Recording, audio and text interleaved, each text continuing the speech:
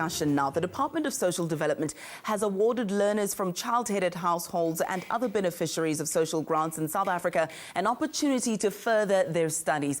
Well, the department will be focusing on giving back and serving orphans and vulnerable children in the country by giving matriculants bursaries to study at an institute or institution of their choice. We're now joined in studio by Lumka Oliphant, a spokesperson at the Department of Social Development.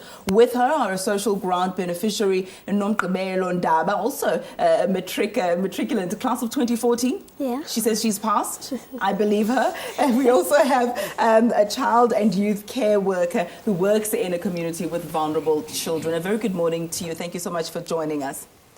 Lumka, I'm going to begin with you. Let's discuss the interventions that are in place to assist vulnerable children, those who are heading up households and those who are orphaned. Firstly, the department has a program called SABC, which was launched last month, where we look after children who are orphaned and vulnerable. Because some of the children prefer to stay together, and because the Children's Act makes provision for siblings to look after each other. So in order for the children to stay together, they still need to be children.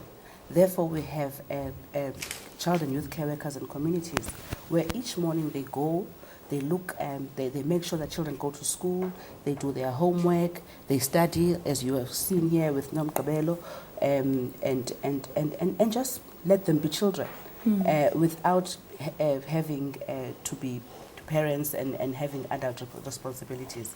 So it takes off that burden. So you have this program which we do through the NACCW, which is the organization that assists the department to train and make sure that these community development workers are in our community. Just give us some context, the magnitude of the problem. How severe is it? Those that you're looking after in SABC as the project, tell us the figures, the vulnerable ones, the orphaned, the child-headed households. What are the figures? The recent figures that I have is about more than 160,000. In about 94 sites around the country. And we've had about 1,700 matriculants this year. So we are trying to say as well that contrary to the belief that grants create dependency, this is proof that our programs, they keep our children in school, and you can see that they are healthy. And the issue that we should start talking about what should happen beyond 18, because all programs they stop when you become 18, and this is why Minister of Social Development has been saying we need to start talking about increasing the social grant to 23. What happens now when these children have passed their matric? This is the time where they need these interventions more. You'll talk to me about the bursaries before we leave, but I'm going to speak to Nomgqibelo now. Congratulations to you, Sisi. Upasile. Yeah, passing. Yes. Yeah. Did you do well or did you just make it? I did well, I believe. I got 2 distinctions. I got a distinction in economics and in Zulu. Yeah. I think you did well. Well done. Congratulations to you. But speak to us about some of the challenges that you faced in order to get to where you are today. The challenges that I faced in order to get here, I've been sick throughout the year. I've been in and out of hospital. But with the child and youth care workers, they've been there for me, giving me guidance. And when I fall behind with schoolwork, they come home and they give me question papers so that I can study. Yeah.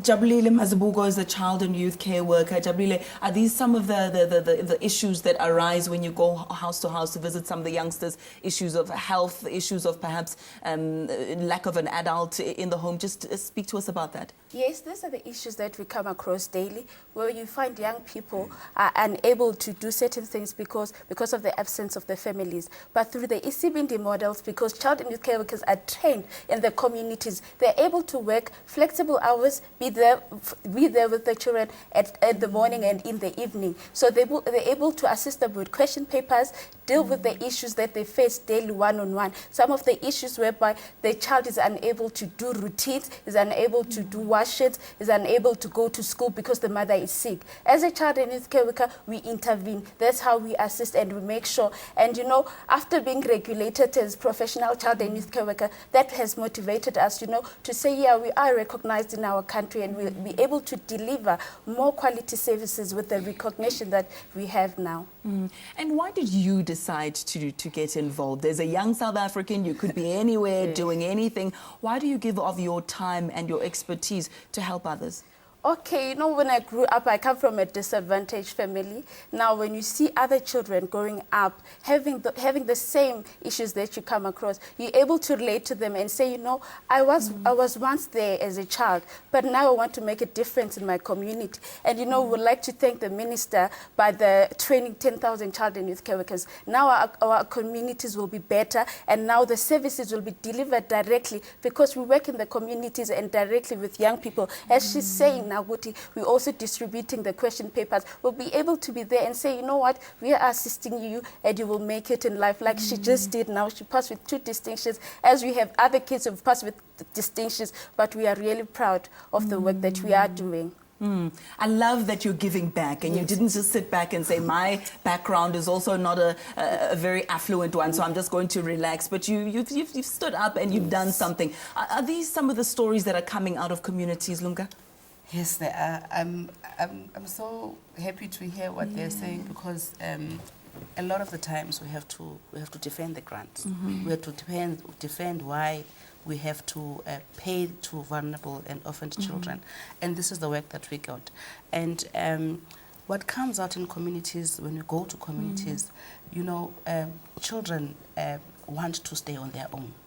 Once they leave, they don't have parents, they tell us that they don't want to be separated, they don't want institutions. So because government has given them, for instance, a house, because as you know, we have that particular program as well, where poor families get houses.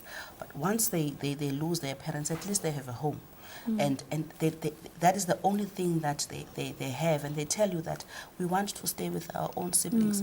I remember when we went to Umtata and we found 2 other siblings who had been separated throughout. Once then Isibindi program came in, and they were living together.